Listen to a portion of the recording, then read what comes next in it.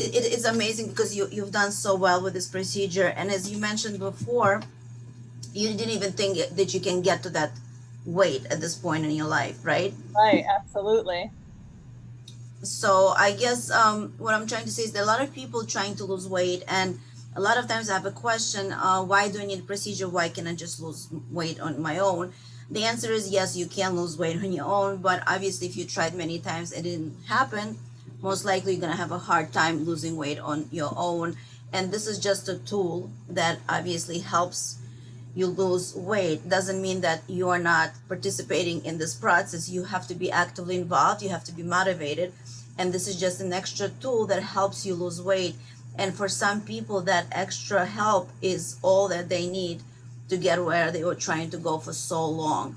And physical restriction is one of the most effective ways of getting there. So I guess for you that was the experience, right? Absolutely. I had tried for years all different diets. Like I tried keto and dirty keto, and then I was eating cabbage soup for a week, and then Everybody did.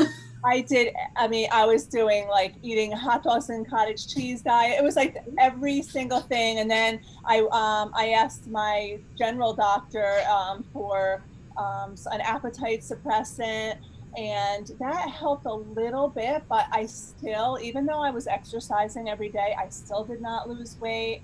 And then I went to a nutritionist who said I wasn't eating enough. And I was like, oh no, I was petrified because they wanted me to eat more food. Right. So then I realized like I have to do something. I need a calorie deficit. And to do that without this tool, I couldn't do it because I would get shaky and hangry. I was like, it was horrible trying to restrict calories. So that's how like this really helped me to. I did like, you know, I keep track. I know I don't have to, but I'm home, so I want to keep Good. I track. mean, you want to keep track as much as you can. Obviously, you're never going to be completely perfect and, every day have an exact, recording of everything you ate, and no one is perfect. But if Right, you are able to track calories, it's not even as much calories, and I think the portion control is the key here, because it's not as much about what you eat, but how much you eat. And that is not to say that healthy diet is not important. This is not what it is. But if you're a reasonable human being, and most of us do know what to eat, it's just a matter, can we actually eat that little and be satisfied? I think overall everybody would be skinny because overall we do know what to eat. We make mistakes. That's why nutritionists help. But overall, if we cut down our food to certain amounts, we will lose weight, even if it's something that is not considered to be super healthy. So eating healthy food doesn't equal losing weight. right, That not to say that you shouldn't eat healthy food, but everything is in moderation. And I think if it's a reasonably balanced diet, you're good to go. The biggest issue happens as you realize, and as many people realize who get either balloon or physical restrictions, such as sleep, is that we actually eat more than we think we do, and we don't need that much food.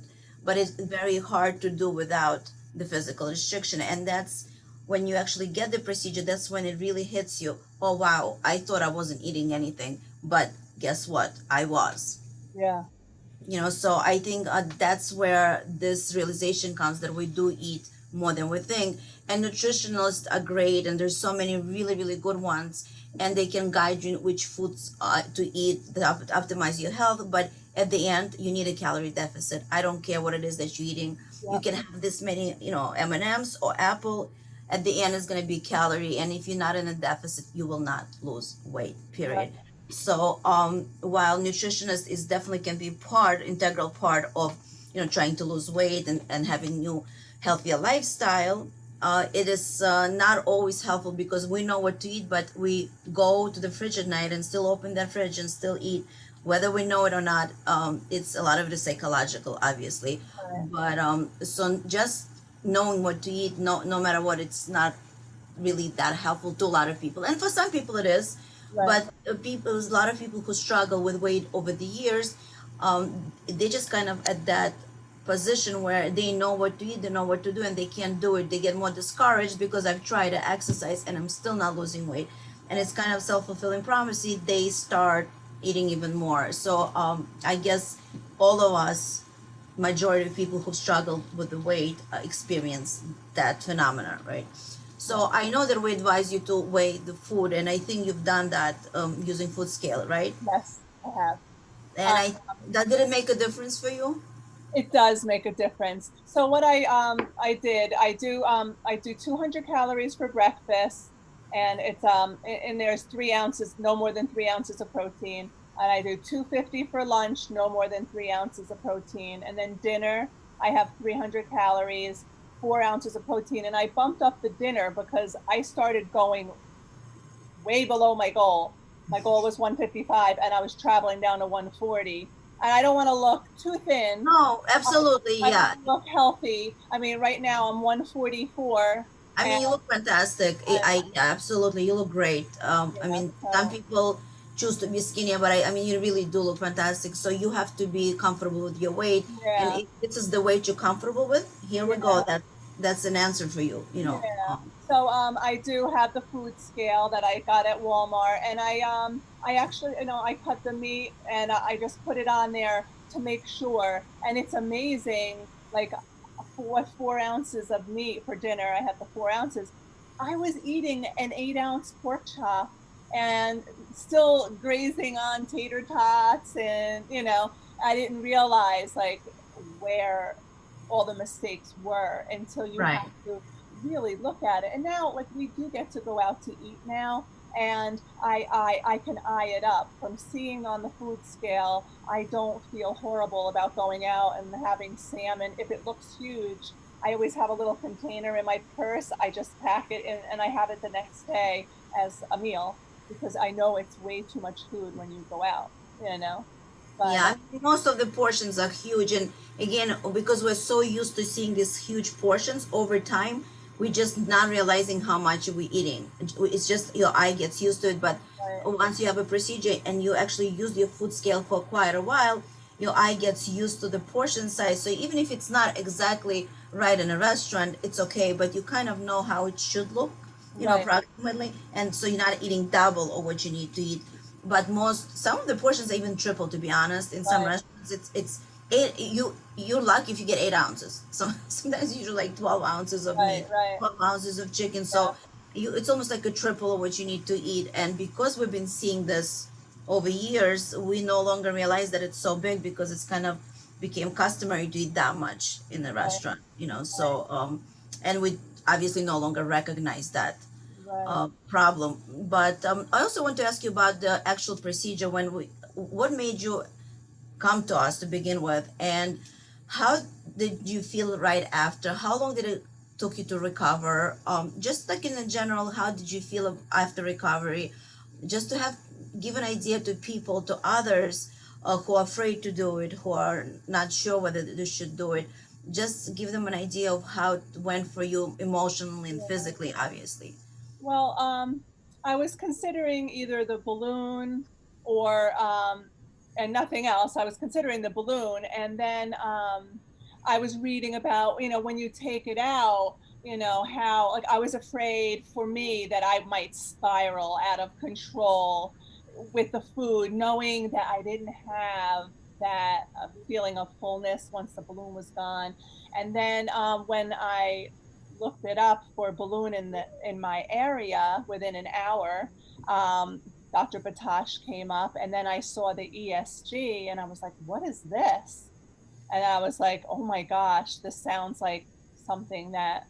And then I talked to my husband about it. He's like my biggest fan. Like he helps me through everything, and he was like, Which is great. I mean, it's yeah, so helpful when you have someone who is there for you, right. to And support you. right. And then when we went to the consultation to learn about it and everything, and then when Dr. Patash said, you're definitely a candidate, and I can tell by the way how much you want this, and I think it'll really work for you. And just from the conversation and the knowledge he had, and he was very reassuring. And then when we left, my husband's like, we're not going on any other consultations anywhere else. Like we felt really good about what Right. happened there.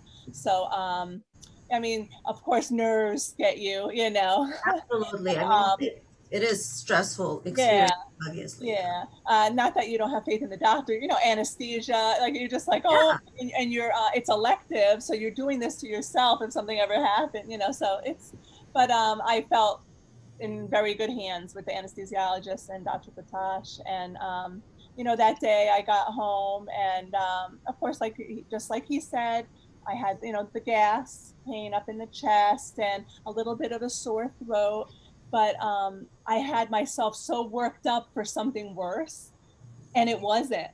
And you Right. get yourself all prepared for all this pain. And I did take the liquid pain med The for, liquid, yeah, it's a liquid narcotics that we give for yeah, the first day. Some yeah, people don't even use it, to be honest, but we do give it because it's kind of makes you feel better, just in case yeah. kicks in that you can thank them. Yeah, You so know. I took that before bed. I think I took it for 2 nights just before bed, so I got really good sleep to heal. And that like first 5 days, I was a little hunky, I would say, from the anesthesia. And Absolutely. yeah, but after like a week, then I started back down on my elliptical, and because I was exercising most days, because it just I do it in the morning. It makes me feel good to start the day with exercise. And like I missed it for that week. I was like, For oh, sure. and then A lot of people experience a weakness. A lot of that weakness, not just anesthesia, a lot of it comes that you have such reduced intake of food and your body is used to much more food. It's kind of in shock. yeah, So you kind of get it's stress. So yeah, it kind of people get really they weak kind of, and that is really happening because of this dramatic change in the diet. So besides anesthesia, I think a lot of it is your body adjusting to this new regimen, right. new month's food. Right. So then I had read about taking Pedialyte, you know, the drink. So I drank that 2 days in a row, and I felt remarkably better. And then I was on my way, you know, with you know, the fluids for the week, and Yeah. then purees and everything. And then after the purees were done, it's like then you really have to put your mind to it that you're not Yes. going to eat like you were before, because if you don't change anything, nothing changes.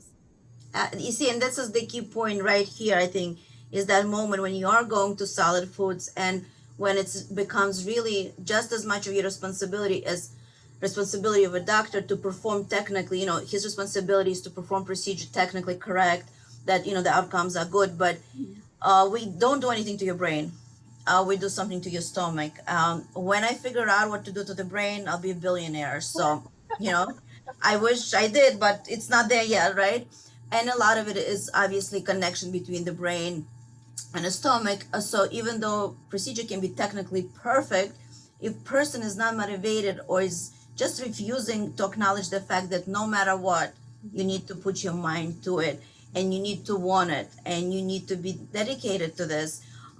If you don't do that, there is no reason to do that procedure. And I think we pretty much tell people up front, if you're not gonna do that, don't bother, don't waste your money.